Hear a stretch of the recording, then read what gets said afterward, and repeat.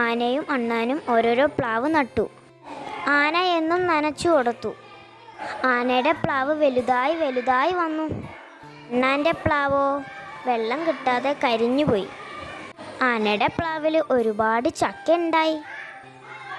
അത് കണ്ട് അണ്ണാന് കൊതി മൂത്തു. ആന കാണാതെ അണ്ണൻ പ്ലാവിൽ കയറി ഒരു ചക്ക തിന്നു. ഞാനൊന്നും അറിഞ്ഞില്ലേ എന്ന ഭാവത്തിൽ ഇറങ്ങിപ്പോരുകയും ചെയ്തു. ഒരു ചക്ക കാണാനില്ലല്ലോ, അണ്ണാനോട് ചോദിക്കുക തന്നെ. അണ്ണാൻകുട്ട, നീ എൻ്റെ ചക്ക തിന്നോ? തിന്നൂലോ ചിൽ ചിൽ ചിൽ, ഞാനൊരു ചക്ക തിന്നല്ലോ. ആനയ്ക്ക് ദേഷ്യം വന്നു. അണ്ണാനെ എടുത്തൊരൊറ്റ ഏറ്. അണ്ണാൻ ചെന്നു വീണതോ ഒരു എണ്ണക്കുടത്തിൽ.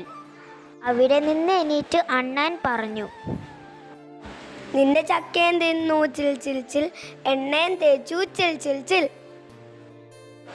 ആനയ്ക്ക് ഒരുപാട് ദേഷ്യം വന്നു.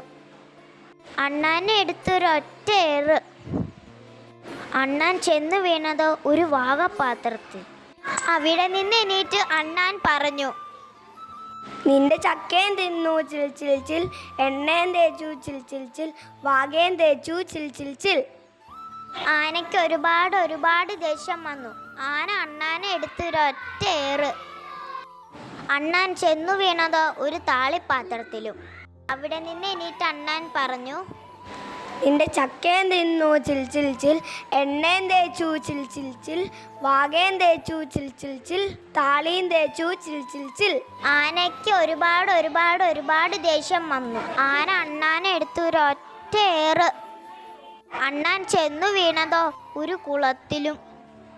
അവിടെ നിന്ന് എണീറ്റ് അണ്ണാൻ പറഞ്ഞു, നിന്റെ ചക്കയും തിന്നു ചിൽ ചിൽ ചിൽ, എണ്ണയും തേച്ചു ചിൽ ചിൽ ചിൽ, വാകയും തേച്ചു ചിൽ ചിൽ ചിൽ, താളിയും തേച്ചു ചിൽ ചിൽ ചിൽ, കുളിക്കുകയും ചെയ്തു ചിൽ ചിൽ ചിൽ. ആനയ്ക്ക് ഒരുപാട് ദേഷ്യം വന്നു.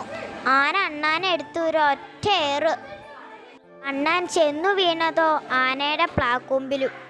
അവിടെ ഇരുന്ന് വാലാട്ടി താളം പിടിച്ച് അണ്ണാൻ പറഞ്ഞു, നിന്റെ ചക്കയും തിന്നു ചിൽ ചിൽ ചിൽ, എണ്ണയും തേച്ചു ചിൽ ചിൽ ചിൽ, വാകയും തേച്ചു ചിൽ ചിൽ ചിൽ, താളിയും തേച്ചു ചിൽ ചിൽ ചിൽ, കുളിക്കുകയും ചെയ്തു ചിൽ ചിൽ ചിൽ, പ്ലാവിൻ കൊമ്പിലെത്തി ചിൽ ചിൽ ചിൽ. ഇനിയിപ്പോ ഈ അണ്ണാൻ എന്താ ചെയ്യാ?